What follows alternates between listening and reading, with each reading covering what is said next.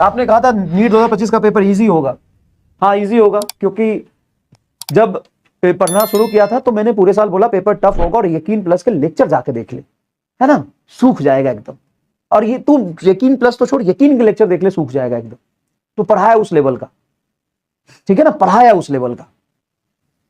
और पूरे साल बोला था पेपर टफ आएगा, लेकिन जब जेईई मेन का पेपर इजी आ गया, एनटीए का जो मॉक हुआ, मतलब सैंपल पेपर एनटीए ने दिया था वो इजी दे दिया था, और लास्ट मोमेंट पे तुम पीएचडी वैसे भी नहीं कर सकते, रिवीजन ही तो कराऊंगा लास्ट मोमेंट पे। मतलब थोड़ा सा साइकोलॉजिकली शांत मन से सोच तो सही।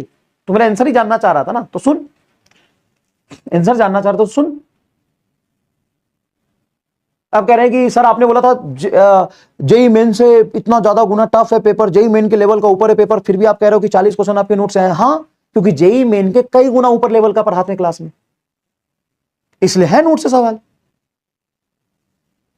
इसलिए नोट से सवाल है। बता, कुछ कहना चाहता है आप?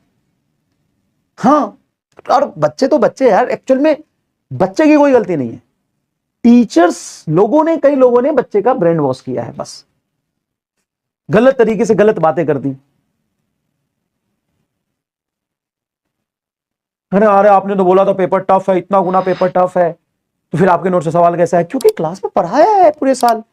पता है 347 साढ़े 300 लेक्चर लिए हैं, और वो ऑफिशियल डेटा है, जाके देख ले पीडब्ल्यू के ऐप के अंदर, ऑफिशियल डेटा है। पूरे साल में 347 लेक्चर लिए पूरे 11 12 में, और हर लेक्चर 2-2 घंटे का। तो उसमें कंटेंट इतना पढ़ाया है जेईई मेंस अपर लेवल का, बहुत ज्यादा, इसलिए सवाल आए हैं। कैसे नहीं आएंगे सवाल? सवाल तो आने भाई। कई बच्चे ऐसा कह रहे सर नीट का मास्टर, सर आप नीट का हो, पेपर जेईई का आ गया है तो नीट का मास्टर, जेईई का मास्टर।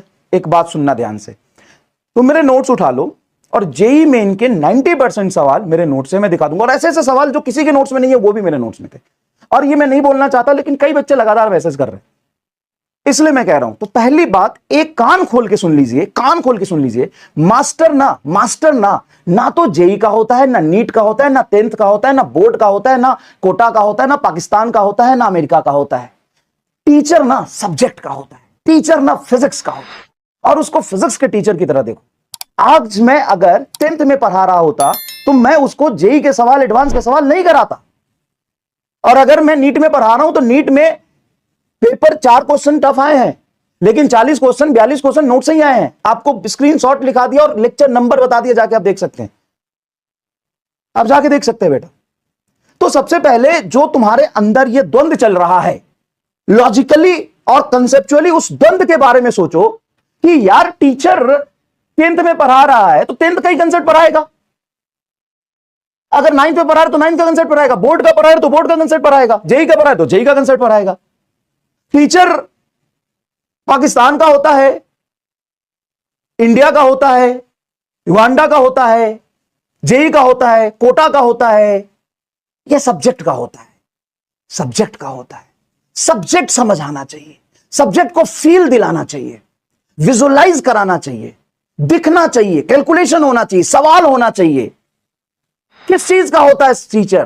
टीचर सब्जेक्ट का होता है, उसको रहने दो, ठीक है ना, उसको रहने दो, ठीक है।